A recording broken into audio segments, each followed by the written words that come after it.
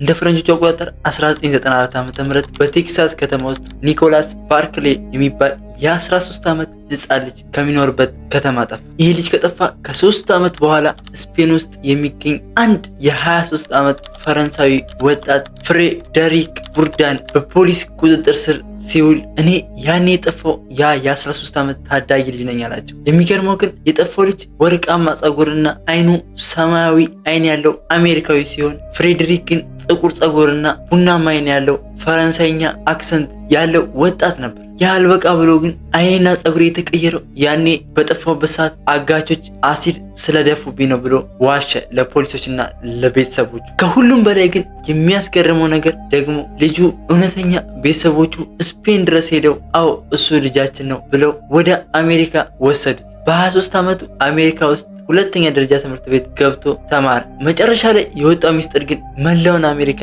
ጉድ ያሰኘ ነበር። ውድ ተመልካቾች መጨረሻ ላይ የምሰሙት ታሪክ ግን ጭራሽ ማትገምቱት ነው። እኔ ራሱ ስሰማው በጣም ነበር የደነገጥኩት። እሺ ቤተሰቦች የምሰራው ስራ የሚመቻችሁ ከሆነ ቻናሉን ሰብስክራይብ በማድረግ አግዙ። ይህ ሰውዬ ዝም ብሎ ተራ ውሸታም አይደለም። ይህ ሰውዬ የሰዎችን ስሜት ተጫውቶ ማንነታቸውን የሚሰርቅ አደገኛ ሰው ነበር። ነገር ግን እውነተኛ ድራማው ያለው ፍሬድሪክ ላይ ሳይሆን ያመኑትና ወደ ቤታቸው የወሰዱት ቤተሰቦቹ ላይ ነበር። ውድ ተመልካቾች የዚህ ታሪክ ጨዋታ የሚጀምረው አሁን። ታሪካችን የሚጀምረው እንደ ፈረንጆቹ አቆጣጠር 1994 ዓ.ም ቴክሳስ ውስጥ በሚገኝ አንድ ትንሽዬ ከተማ ውስጥ ነው። ኒኮላስ ባርክሌ የሚባል የ13 ዓመት ልጅ እያሳየን። ይህ የ13 ዓመት ታዳጊ ከጓደኞቹ ጋር ቅርጫት ኳስ እየተጫወተ ነበር። ተጫውተውም ሲጨርሱ ልጁ ከጓደኞቹ ጋር ወደ ቤቱ እየተመለሰ ነው እና የጓደኞቹ ቤትና የእሱ ቤት መንገዳቸው የተለያየ ነበር። ልጁ ግን ከጓደኞቹ ከተለየ በኋላ ወደ ቤቱ ጭራሽ አልተመለሰም ነበር። ቤተሰቦቹ ቁጭ ብለው ቢጠብቁ ልጁ ከሄደበት ቅርጫት ኳስ ቦታ አልተመለሰም። ቢጠብቁ መሸ። ቤተሰቦቹ ልጁን ፍለጋ ወጡ። ጓደኞቹ ጋር ሄደው ጠየቁ።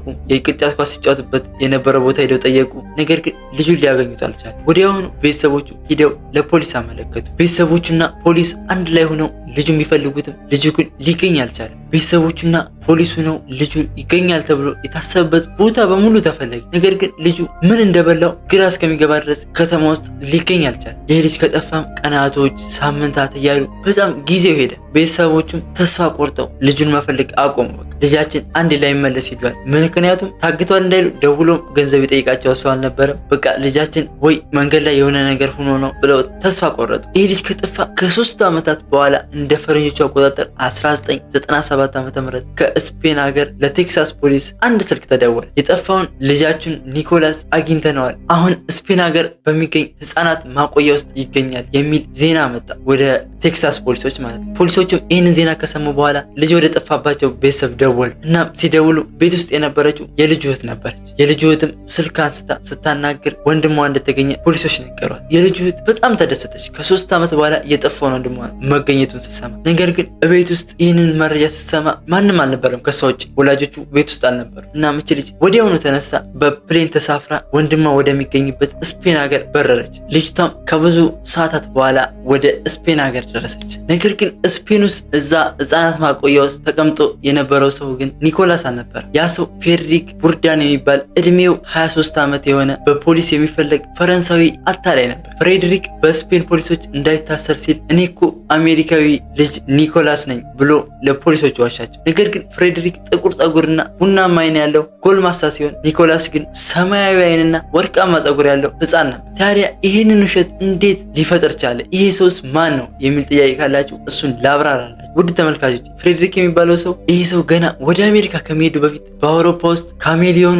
እየተባለ የሚጠራ ከ500 በላይ የውሸት ማንነቶች የተጠቀመ በጣም አስገራሚ አታላይ ነበር። ይህ ሰው የሚሰርቀው ገንዘብ ሳይሆን የጠፉ ህፃናት ማንነት በመስረቅ ፍቅርና እንክብካቤ ማግኘት ነበር አላማ። በዛች ምሽት ስፔን ውስጥ ህፃናት ማቆያ እያለ ስፔን ፖሊሶች የጣት አሻራውን ወስደው ወደ ኢንተርፖል ላኩ። ፍሬድሪክም ይህንን መረጃ እንዳወቀ አሻራው ከተላከ እውነተኛ ማንነቱ ታውቆ ወደ እስር ቤት መወርወሩ ስለማይቀር ነበር በፍርሃት ብዛት አይምሮ ሲጨነቅ አሜሪካ ውስጥ የጠፉ ህፃናት መዝገብ ላይ ያየውን የ13 ዓመቱን ኒኮላስ ስም ያወጣውና እኔ ያኮ የጠፋሁት አሜሪካዊ ልጅ ነኝ ብሎ ያንን ውሸት የዋሸው ላለመታሰር ነበር። ፍሬድሪክ ለዛች ቴክሳስ ለመጣችው ለልጁ እህት ምን አላት መሰላችሁ? አጋቾቹ አውሮፓ ውስጥ ለ3 ዓመት አሰቃዩኝ። የአይኔንና የፀጉሬን ቀለም በኬሚካል ቀየሩብኝ። የአነጋገር አክሰንቴም የተቀየረው በየቀኑ በፈረንሳይኛ ቋንቋ እንድናገር ስለሚያስገድዱኝ ነው አላት። ውድ ተመልካቾች ይህንን ውሸት ማንንም አይምሮ ያለ ሰው ያምናል ብላችሁ ታስባላችሁ? እንዴት ለአመታት አብሯቸው የኖሩ ሰው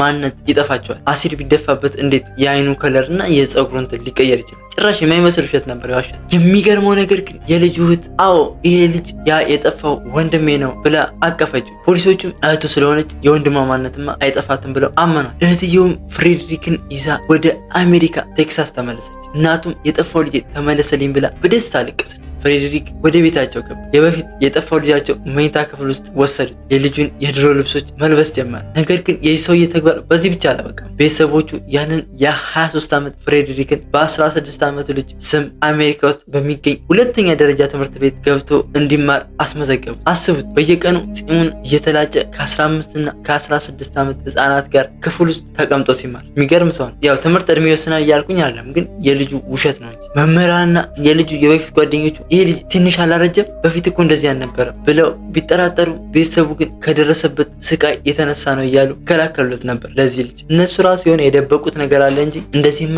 ልጁ ሊከላከሉት አይችልም። ፍሬድሪክ ለ3 ወራት ያህል የአሜሪካን ህይወት በነፃነት እያጣጣመ ቆየ። የኤፍቢአይ ወኪሎች መጥተው ሲጠይቁት እንኳን ያንን የውሸት ታሪክ ደጋግሞ ይነግራቸው ነበር። ነገር ግን አንድ የግል መርማሪ ፕራይቬት ዲቴክቲቭ ነገሩን ማጥናት ሲጀምር ሁሉንም ነገር የተገላቢጦሽ ሆነ። ይህ መርማሪ ቻርሊ ፓርከር የሚባል ሰው። ይህ የግል መርማሪ ልጁ የጠፋበትን ቪዲዮ በቲቪ ላይ ሲመለከት የሆነ የሚያጠራጥር ነገር አስተዋል። የሚያየው ነገር ሁሉ አልዋጥለታል። መርማሪው አይምሮ አንድ ሰው አይኑን ፀጉሩን ቢቀይር እንኳን የጆሮውን ቅርጽ በፍጹም ሊቀይር አይችልም። የዚህ ልጅ ግን ፀጉሩና አይኑ ተቀይሯል፣ ጆሮ ግን እንዴት ሊቀይር ቻለ ብሎ ከራሱ ጋር መነጋገር ጀመረ። መርማሪው የጠፋውን የ13 ዓመቱን ኒኮላስን የድሮ ፎቶና የአሁኑን ፍሬድሪክን ፎቶ ጎን ለጎን አድርጎ የጆሮዋቸውን ቅርጽ አነጻጸረ። ነገር ግን የሁለቱም ጆሮ ጭራሽ አይገናኝም ነበር። ከዛም መርማሪው የፍሬድሪክን የጣት አሻራ በድብቅ ወስዶ ወደ ኢንተርፖል ላከ። መልሱ ሲመጣ ግን ያ ልጅ አሜሪካዊ ኒኮላስ ሳይሆን በበርካታ ሀገራት የሚፈለገው ፈረንሳዩ አታላይ ፍሬድሪክ ቡርዳን መሆኑ ተረጋገጠ። ይህ ሰው እዚህ ቤት ከመግባት በፊት በጣም በተለያዩ ስሞች የተለያዩ ወንጀል ፈጽሟል፣ በተለያዩ ሀገራት ማለት ነው። ኤፍቢአይ ወዲያውኑ ቤቱን ከቦ ፍሬድሪክን በቁጥጥር ስር አዋለ። ፍሬድሪክም አዎ እኔ ፍሬድሪክ ነኝ ኒኮላስ አይደለሁም ብሎ አመነ፣ ፖሊሶች ሲጠይቁት ማለት ነው። ነገር ግን ፍሬድሪክ ለኤፍቢአይ የተናገረው ቀጣይ ንግግር መላውን የአሜሪካ ሕዝብ ያስቆጣ ነው። ይሄ ሰውዬ ለኤፍቢአይ ምን አላቸው መሰላቸው? እኔ አታላይ ነኝ፣ አዎ አታልያቸዋለሁ።